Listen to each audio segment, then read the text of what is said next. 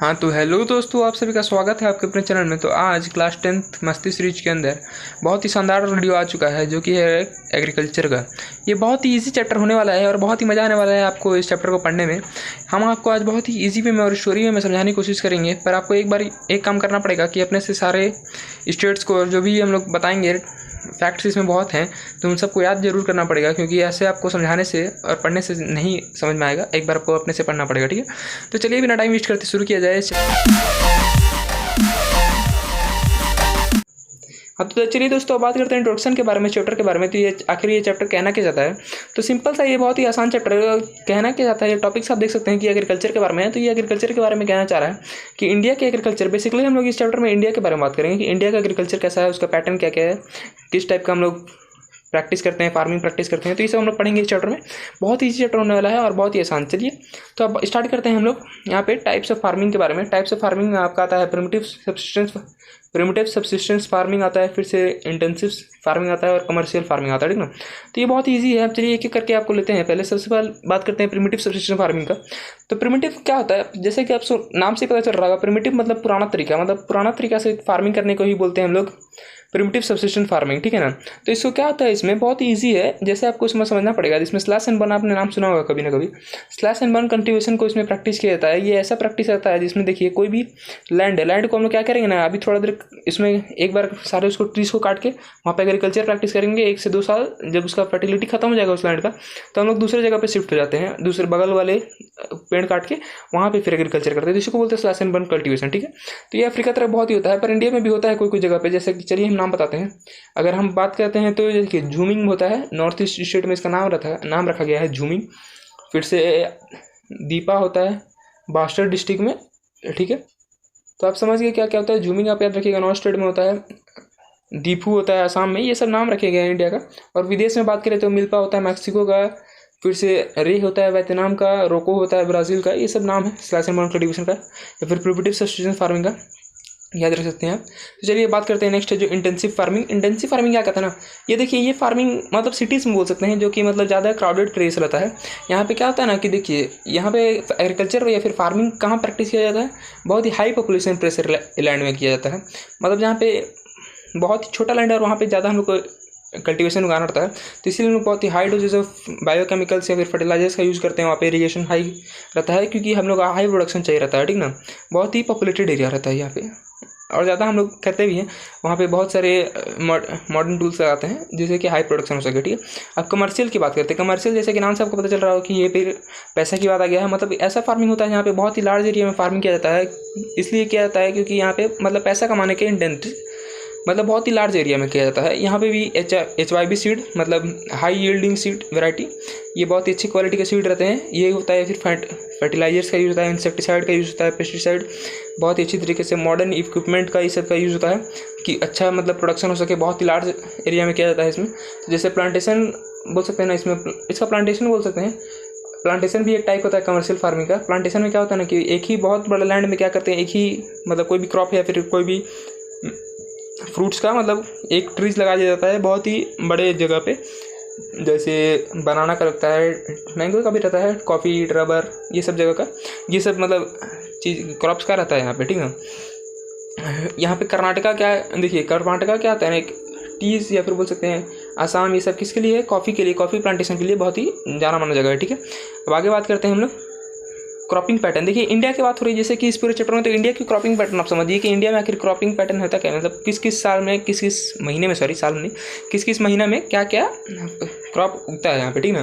तो इसमें 3 टाइप के देखिए करेक्ट डिवाइड है। देखिए रबी है, खरीफ है और जायद है। ये तीनों को आपको बहुत ही अच्छे तरीके से समझना पड़ेगा कि तीनों आखिर हैं क्या। ये देखिए ये सीजन बोल सकते हैं आप, सीजन है कि इन सीजन में रबी में कुछ अपना एक पर्टिकुलर क्रॉप उगता है, ठीक ना, इसका कंडीशन के हिसाब से, इन्वायरमेंट कंडीशन के हिसाब से। फिर से खरीफ में कुछ, खरीफ सीजन में कोई अपना क्रॉप उगता है, जायद में कुछ अपना। हाँ तो चलिए दोस्तों बात करते हैं रबी सीजन के बारे में। पहले रबी सीजन में क्या होता है, देखिए ये विंटर की बात है, ये असल में ये विंटर में होता है। ये रबी क्रॉप जो रहता है ना, ये कब किया जाता है, विंटर में इसको उगाया मतलब बोया जाता है। सोन मतलब बोया जाता है कब, इसका महीना अगर देखिएगा तो अक्टूबर से दिसंबर में बुक के हिसाब से इसको बो दिया जाता है, और हार्वेस्ट किया जाता है समर में, ठीक ना, मतलब काटा जाता है अप्रैल से जून में, ठीक है। इसका आप क्रॉप याद रखिएगा कौन कौन क्रॉप होता है इसमें, ठीक ना। इसमें क्रॉप का नाम है वीट, बार्ली, पी ग्राम, मस्टर्ड, याद रखिएगा, रट जाइए इसको, वीट, बार्ली, पी ग्राम, मस्टर्ड, ठीक। बात करते हैं खरीफ क्रॉप के बारे में। तो खरीफ क्रॉप क्या होता है ना, देखिए ऑनसेट ऑफ मानसून में इसको हम लोग सोन कर देते हैं इसको, ठीक ना, खरीफ क्रॉप्स को। और कब हार्वेस्ट करते हैं, सितंबर अक्टूबर में इसको हार्वेस्ट कर लेते हैं, ठीक है। इसमें क्रॉप का देखिए कौन कौन से क्रॉप हैं, पैडी, मेज, जवार, बाजरा, तूर, मूंग, उड़द, कॉटन, जूट, ग्राउंडनट, सोयाबीन, ये सब क्रॉप्स आते हैं, ठीक है। याद ही करना पड़ेगा इसमें, और कोई चारा तो नहीं है, याद कर लीजिएगा, इसमें कोई बात नहीं है, 10 बार पढ़िएगा तो आपको याद हो जाएगा। अब बात करते हैं जायद के बारे में। स्टेट में नहीं जा रहे हैं, देखिए स्टेट में हम लोग नहीं जा रहे हैं, क्योंकि स्टेट आप देख सकते हैं अपने बुक से भी, अच्छे से याद कर लीजिएगा, क्योंकि इसमें बताने से हम लोग को ऐसा कुछ खास रहेगा नहीं, स्टेट आपको अच्छे तरह से समझना पड़ेगा। मेन स्टेट हम बता देंगे, ठीक ना। तो चलिए बात करते हैं जायद के बारे में। तो जायद में क्या रहता है, देखिए इन दोनों के सीजन के बीच में एक छोटा सा ही पीरियड रहता है, इसका जायद का बहुत ही छोटा पीरियड रहता है। इसमें क्या क्या क्रॉप उगता है, वाटरमेलन, मस्कमेलन, ककुम्बर, ये सब मतलब जो रहता है ना फूडर क्रॉप्स, ये सब इसी समय उगता है, ठीक ना, इस समय याद रखिएगा, ठीक है। जायद भी रहता है। हम लोग बचपन में रबी और खरीफ के बारे में तो जानते थे, पर इसमें जायद को भी पता चला है, जायद भी रहता है, ठीक ना। अब मेजर क्रॉप्स के बारे में बात करते हैं कि बहुत ही मतलब मेजर क्रॉप्स जो हम लोग उगते हैं इंडिया में, उन सब के कुछ मतलब कैरेक्टरिस्टिक्स पता करेंगे, या फिर क्या क्या उसकी फैसिलिटीज़ रहते हैं, क्या क्या कंडीशंस रहते हैं, वो सब हम लोग पढ़ेंगे मेजर क्रॉप्स में, ठीक ना। इसके बारे में इन सब को भी हम लोग पढ़ेंगे, पर हम लोग शुरुआत करते हैं राइस के बारे में, ठीक है। हाँ, तो राइस देखिए, राइस क्या है, खरीफ क्रॉप है, ठीक ना। राइस एक खरीफ क्रॉप है, हम लोग को ये बात समझ में रखना पड़ेगा, ये वो याद कर लीजिएगा ना आप, रबी खरीफ का क्रॉप कौन कौन से क्रॉप है, तो आपको ज़्यादा आसानी होगा। तो याद रखिएगा कि राइस क्या है, खरीफ क्रॉप है, ठीक है। और इसका मतलब बहुत ज़्यादा इसका डिमांड है इंडिया में, राइस हो गया और व्हीट हो गया, ये दोनों मतलब बोल सकते हैं कि मेन फूड क्रॉप्स आते हैं फूड क्रॉप्स के अंदर। तो ये देखिए, और एक मतलब ये वर्ल्ड में किस ना सेकंड लार्जेस्ट मतलब प्रोड्यूसर है इंडिया, ठीक ना, चाइना के बाद सेकंड लार्जेस्ट प्रोड्यूसर है राइस का, ठीक है, ये आपको याद रखना पड़ेगा। और इसका टेम्परेचर कौन सा टेम्परेचर में ये ग्रो करता है, तो ये 25 डिग्री सेल्सियस रहता है, और 100 सेंटीमीटर्स को वाटर चाहिए रहता है रिक्वायरमेंट, ठीक है, याद रखिएगा इसको, ये याद ही करने वाला है ही आपको चैप्टर, समझ रहे ना।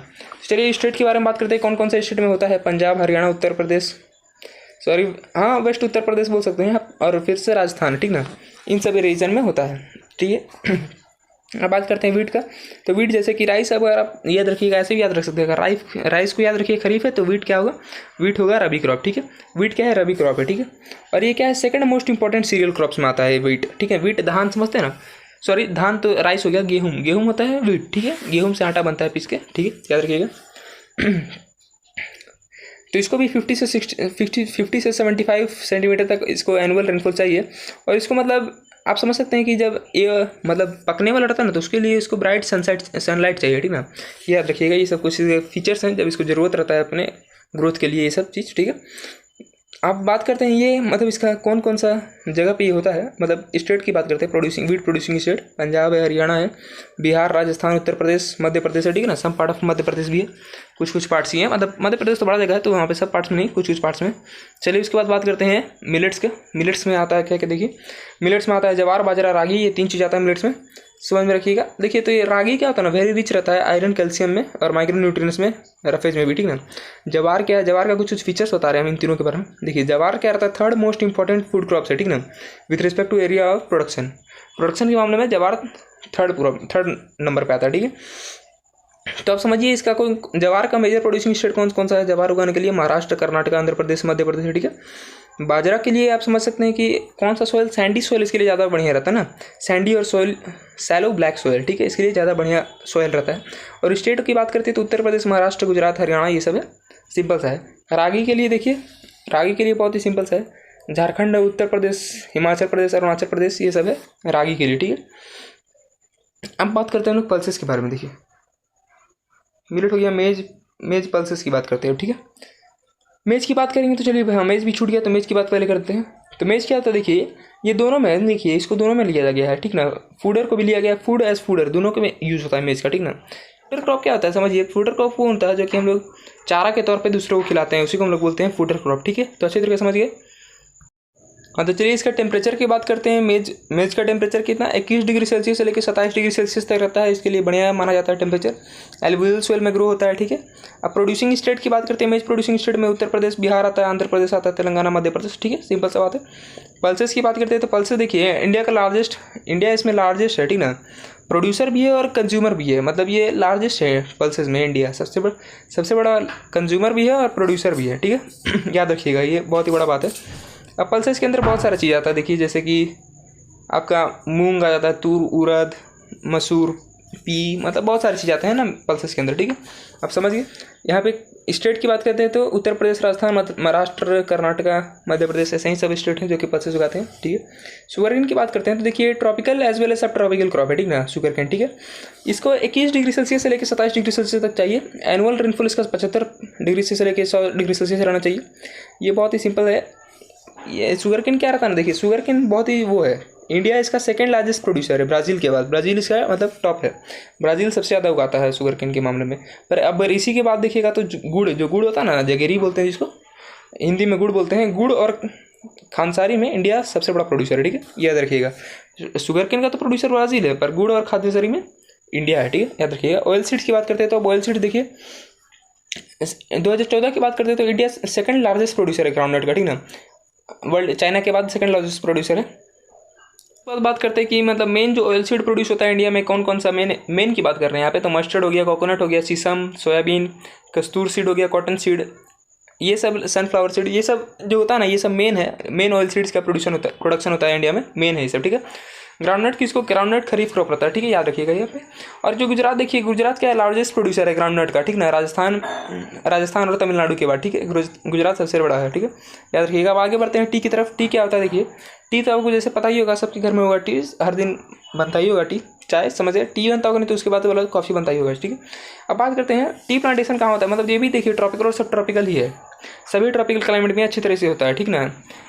इसके लिए क्या होती है, फर्टाइल और वेल ड्रेन्ड सोइल रहना चाहिए, ठीक ना, जिसमें रिच ह्यूमस हो और ऑर्गेनिक मैटर भी रहना चाहिए उसमें बहुत ही अच्छी तरीके से। मतलब आप समझ सकते हैं कि रिच ह्यूमस वाले जगह पे ये बहुत ही अच्छे से सोइल में बहुत ही अच्छी तरीके से ग्रो होता है, ठीक है। अगर आप जगह की बात करें तो दार्जिलिंग हो गया, असम हिल्स ऑफ दार्जिलिंग हो गया, फिर से वेस्ट बंगाल के भी कुछ डिस्ट्रिक्ट्स में होते हैं यहाँ पे, तमिलनाडु हो गया, केरला हो गया, apart from this Himachal Pradesh भी हो गया, उत्तराखंड, मेघालय, ये सब जगह पे होता है, ठीक है। कॉफ़ी की बात करते हैं तो कॉफ़ी क्या होता है, आप समझ सकते हैं कि बहुत ही इंडिया प्रोड्यूस मतलब 3.5% वर्ल्ड का करता है इंडिया, ठीक ना, बहुत ही, ये पहले का स्टैटिक्स है, अब थोड़ा और बदल गया होगा, ये पुराना बुक है ना, ठीक है। तो अब बात करते हैं यहाँ पे world for its good quality, इसको माना जाता है इंडिया के कॉफ़ी को बहुत ही अच्छी क्वालिटी के लिए माना जाता है, ठीक ना।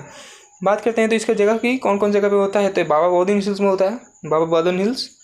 उसके बाद बात करते हैं तो कभी नीलगिरी हिल्स कर्नाटका में है, केरला, तमिलनाडु, ये सब जगह पे होता है। अब बात करते हैं हॉर्टिकल्चर क्रॉप्स के बारे में। हॉर्टिकल्चर क्रॉप्स मतलब बोल सकते हैं कि फ्रूट्स और वेजिटेबल्स की बात करते हैं हॉर्टिकल्चर में, ठीक ना।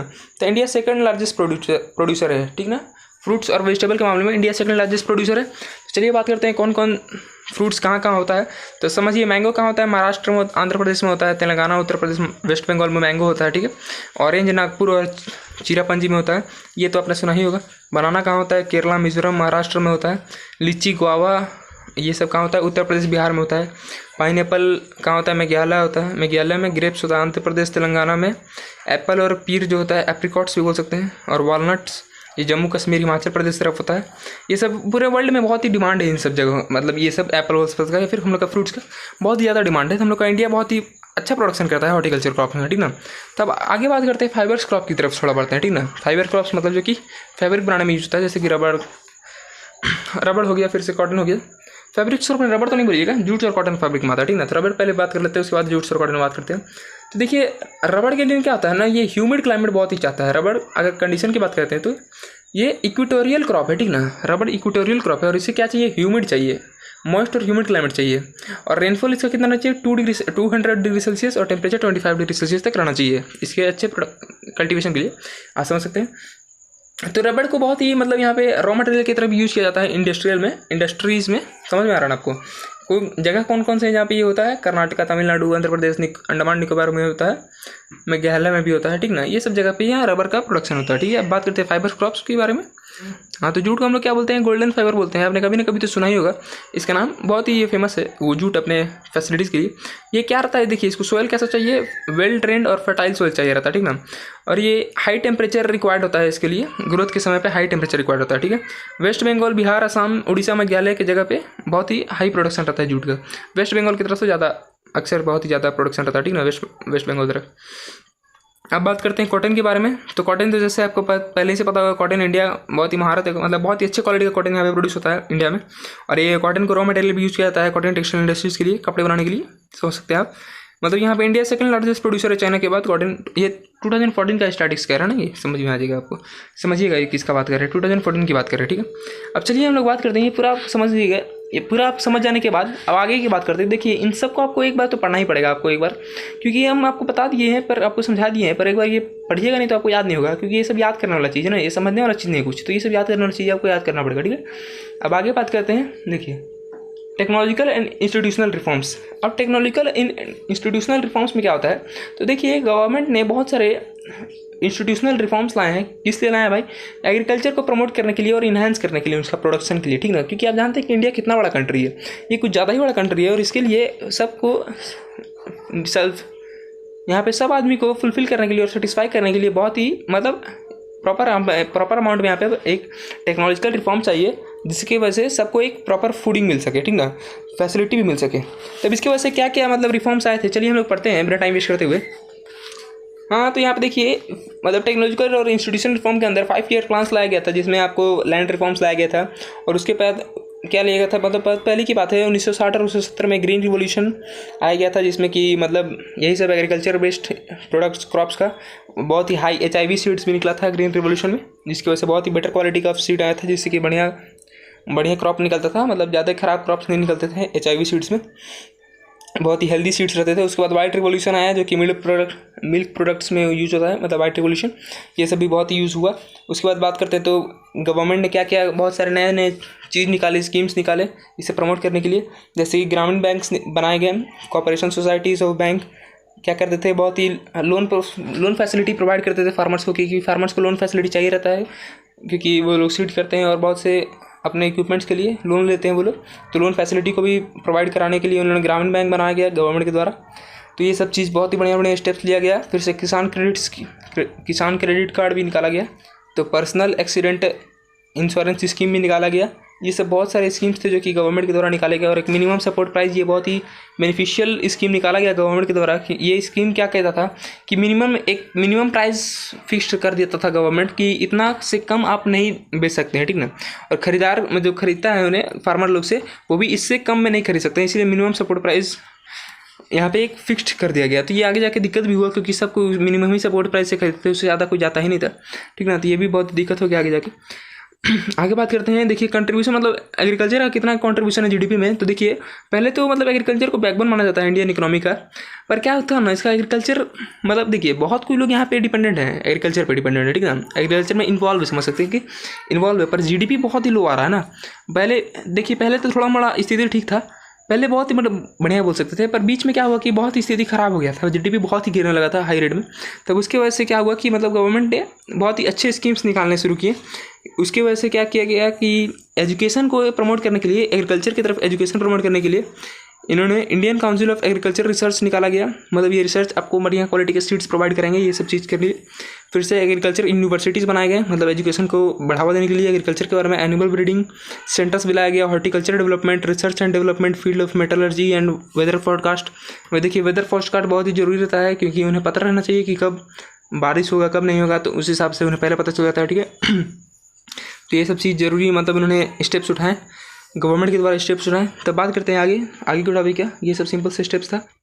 हाँ, तो चलिए दोस्तों बात करते हैं फूड सिक्योरिटी के बारे में। तो फूड सिक्योरिटी बहुत ही सिंपल है और आपको बहुत ही अच्छी तरीके से समझ में आ जाएगा, ज़्यादा कोई हार्ड टॉपिक है नहीं है। तो फूड सिक्योरिटी क्या है, तो देखिए फूड सिक्योरिटी में गवर्नमेंट ने कुछ सोचा, और वहाँ पे भी कुछ नए सोसाइटी में क्या किया कि कंपोनेंट्स को लाया, जिसकी वजह से क्या हुआ ना कि देखिए पहले क्या होता था, इन रिफॉर्म्स के बाद में फिर बोल सकते हैं कि जो चीज़ लागू किया गवर्नमेंट ने, उनसे पहले क्या होता था कि जो वीकर सेक्शन ऑफ सोसाइटीज़ थे, फिर रिमोट एरिया जो थे, वहाँ पे प्रॉपर फूड का मतलब सप्लाई नहीं हो पाता था, और बहुत ही ज़्यादा क्वांटिटी में नहीं हो पाता था, उन लोग के पास न्यूट्रिटिव फैक्टर उतना ज़्यादा नहीं था। तो उनकी वजह से क्या किया कि मतलब प्रॉपर अवेलेबिलिटी कराने के लिए, फूड का प्रॉपर अवेलेबिलिटी कराने के लिए, उन लोगों के पास पहुँचाने के लिए मतलब गवर्नमेंट ने क्या किया, दो बोल सकते हैं कि आप एक कंपोनेंट बनाया गया जो कि बफर स्टॉक सिस्टम था एक, और पब्लिक डिस्ट्रीब्यूशन सिस्टम PDS, जो कि राशन आप समझते होंगे। तो ये उन लोगों को प्रोवाइड किया जाता था जो कि बिलो पॉवर्टी लाइन थे, जिनका मतलब इनकम बहुत ही कम था, उन लोगों के लिए ये बहुत ही कम दाम में फूड को पहुंचाने का काम करते थे ये लोग। ये दो जो सिस्टम आया था, तो इन सब का कौन देखे बाहर करता था, देखिए जो फूड का PDS में जो पब्लिक डिस्ट्रीब्यूशन सिस्टम में भेजने का काम कौन करता था, फूड कॉर्पोरेशन ऑफ इंडिया करता है, जो कि क्या करता है, रिस्पॉन्सिबल इसी के लिए रिस्पॉन्सिबल रहता है कि मतलब फूड ग्रेन्स को खरीदना और डिस्ट्रीब्यूट कराने का, मतलब पब्लिश में यही काम करता है, मतलब यहाँ पे क्या नाम है, फूड कॉर्पोरेशन ऑफ इंडिया, ठीक है, यही काम करता है, ठीक है। और ये इंश्योर भी कराता है कि मिनिमम सपोर्ट प्राइस मिलेगा, मतलब फार्मर्स लोग को जहाँ से वो लोग ग्रेन्स को खरीद रहे हैं, ये सब इंश्योर कराते हैं FCI। और यहाँ पे आप ये मतलब ज़्यादा कुछ यहाँ पे बड़ा टॉपिक है नहीं, और ये बहुत ही सिंपल टॉपिक है जो कि आपको पता चल गया कि बफर स्टॉक और पब्लिक डिस्ट्रीब्यूशन सिस्टम क्या होता है। पब्लिक डिस्ट्रीब्यूशन सिस्टम वही होता है जहाँ से हम लोग मतलब राशन का दुकान, राशन वहाँ वाला मिलता है जो कार्ड दिखा के, राशन कार्ड दिखा के वहाँ पे मिलता है आप लोग को बहुत ही सस्ते दाम में, चावल या फिर गेहूँ बोल सकते हैं। हाँ तो वही होता है। अब हाँ तो चलिए दोस्तों बात करते हैं नए टॉपिक का जो कि है impact of globalisation on agriculture. ठीक है, तो इससे पहले आपको ग्लोबलाइजेशन का मतलब समझना पड़ेगा कि ग्लोबलाइजेशन होता क्या है। तो ग्लोबलाइजेशन कुछ नहीं, एक प्रोसेस है, मतलब इंटरकनेक्शन बिटवीन कंट्रीज, और बोल सकते हैं मार्केट कंट्रीज के अदर कंट्रीज के मार्केट के कैसे कनेक्शन होता है उन दोनों के बीच का, इसी को ग्लोबलाइजेशन एक प्रोसेस है, ठीक ना। तो इंडिया की बात करते हैं तो इंडिया में ग्लोबलाइजेशन प्रोसेस बहुत ही पहले से चला आ रहा है। जैसे कि ब्रिटिश रूल से ही ब्रिटिश लोग क्या करते थे ना कि इंडियन क्रॉप्स को क्या करते थे, एक्सपोर्ट करते थे और यहाँ से ले जाके दूसरे कंट्रीज़ में यहाँ पे डिस्ट्रीब्यूट करते थे, क्योंकि आपको पता होगा कि उस समय इंडिया का कॉटन बहुत ही वहाँ पे बहुत ही अच्छे फाइन क्वालिटी के लिए माना जाता था इंडिया का कॉटन। तो इसलिए क्या करते थे ब्रिटिशर्स लोग, यहाँ से कोई भी कॉटन ही की बात नहीं है, सिर्फ बहुत से इधर मतलब जो इंडिगो भी आपने सुना होगा कि इंडिगो भी यहाँ पे ग्रो कराते थे। तो ये सब जगह क्या करते थे, इंडिया को यूज़ करते थे एज कॉलोनी की तरफ से, और वहाँ से क्रॉप्स को ले जाके दूसरी जगह देते थे। ठीक है, यही काम था उनका, बहुत सारे चीज़ किया इन्होंने इसे। तो अब जैसे कि बात कर रहे हैं कि ग्लोबलाइजेशन के अंदर अब क्या हो रहा है ना, अब की बात कर रहे हैं जब इंडिपेंडेंट हो गया है इंडिया, तो अभी यहाँ पे बहुत ही चैलेंजेस थे। पहले 1919 की बात है, यहाँ पे बहुत सी चैलेंजेस थे इंडियन फार्मर्स या फिर बोल सकते हैं एक्सपोर्टर पे, जो एक्सपोर्ट करते थे इंडिया, मतलब इंडिया एक्सपोर्ट जो करता था दूसरे कंट्रीज़ को, रबड़ हो गया, कॉटन, टी, कॉफ़ी, तो इसमें वो क्वालिटी नहीं था जो कि दूसरे कंट्रीज़ में था, तो वो कम्पीट नहीं कर पा रहा था इंडिया दूसरों कंट्री से, ठीक ना। तो इसीलिए अब बात है यहाँ पे इम्पैक्ट ऑफ ग्लोबलाइजेशन में बात हो रहा है कि अब इंडिया को कुछ नया चीज़ की तरफ हम लोग जाना पड़ेगा, जो कि एक प्रॉफिटेबल जगह पे जाना पड़ेगा। क्योंकि देखिए राइस और व्हीट में ज़्यादा प्रॉफिट नहीं है फार्मर्स के लिए, और बहुत से सुसाइड केस भी आपने सुना होगा फार्मर्स की वजह से, तो इसमें ज़्यादा वैसा इनकम नहीं है। तो इसीलिए यहाँ पे अलग अलग या फिर बोल सकते हैं कि जो भी कमर्शियल क्रॉप्स हैं उन्हें उगाने में ज़्यादा मदद देखना पड़ेगा फार्मर्स लोग को, तो उनसे ज़्यादा बेनिफिट मिलेगा। जैसे कि कुछ कमर्शियल क्रॉप्स हैं, जैसे कि जेथ्रोपा है, फिर से जोजोबा है, चलिए प्रोनाउंसिएशन में मत जाइए, मतलब समझिए कि यहाँ पे बात यही हो रहा है कि इनकम को बढ़ाने के लिए आपको क्या करना पड़ेगा ना कि कमर्शियल क्रॉप की तरफ जाना पड़ेगा। जैसे कि मेडिसिन हर्ब हो गया, flower, vegetables, bio disposal crops हो गया, ये सब क्या करेगा ना कि ये जो शुगर, राइस और ये सब वीट्स है उनसे ज़्यादा पैसा मिलेगा इनसे, और अच्छे कंडीशन में रहेंगे फार्मर इंडिया के, ठीक ना। अभी ऐसा नहीं बोलना चाह रहा कि राइस के पूरा फार्मर से उसकी तरफ शिफ्ट हो जाए, पर कोई मतलब जो एक हाई अमाउंट में बोल सकते हैं आप, ठीक ना। तो इंडिया यही करता है क्योंकि इंडिया का क्लाइमेट इन सब के लिए मतलब अच्छा है, मतलब यहाँ पे बहुत ही अच्छी तरीके से ये सब ग्रो हो पहुँच सकता है, पर अवेयरनेस की कमी है और एजुकेशन का कमी है। तो इसी की वजह से यहाँ पे उतने से तरीके से फार्मर्स लोग वो कर नहीं पा रहे हैं, ठीक ना। तो इसलिए बहुत सारे इंस्टीट्यूशन जैसे कि आपने पढ़ा वहाँ पे मतलब बनाया गया है इंस्टीट्यूशन इन्हीं सबको अवेयरनेस फैलाने के लिए। तो वो देखिए अब जैसा होता है कि अवेयरनेस फैलेगा तो वो अपने आप ही होते जाएगा। हाँ तो सिंपल सा बात है, ये चैप्टर यहाँ पे खत्म हो गया है। बहुत ईजी चैप्टर था, आपको बहुत ही मज़ा आया होगा ये चैप्टर पढ़ने में, हमें उम्मीद है जहाँ तक, क्योंकि एक बार इसको देखिए, अगर मज़ा नहीं भी आया होगा तो आप एक बार अपने से पढ़िएगा तो जरूर मज़ा आया जाएगा, क्योंकि ये चैप्टर अपने से समझने वाला है, ठीक ना। हम आपको समझा देंगे पर ये आप अपने से एक बार पढ़िएगा नहीं तो आपको कुछ समझ में नहीं आएगा, ठीक ना। क्योंकि हमको क्या करना है इसमें, आपको सिर्फ फैक्ट्स देखना है, क्योंकि कि क्या कितना टेम्परेचर पे कौन ग्रो करता है, कौन सा स्टेट पे कौन ग्रो करता है, ठीक ना, कौन क्रॉप किस सीजन में ग्रो करता है, तो ये सब आपको याद करने भी तो ये सब आपको याद किए बगैर आपको नहीं समझ में आना, ठीक ना। तो एक बार जरूर अपने से पढ़िएगा, आपको जरूर अच्छे समझ में आ जाएगा ये चैप्टर, बहुत ही आसान चैप्टर है।